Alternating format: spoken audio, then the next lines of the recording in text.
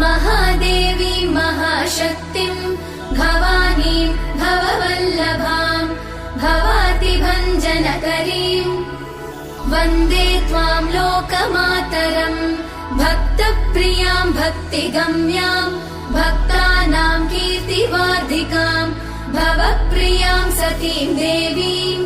वन्दे त्वां भक्तवत्सलाम् अन्नपूर्णां सदा पूर्णां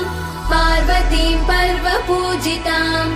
महेश्वरीं वृषारूढां वन्दे त्वां परमेश्वरीं कालरात्रिं महारात्रिं मोहरात्रिं जनेश्वरीं शिवकान्तां शम्भुशक्तिं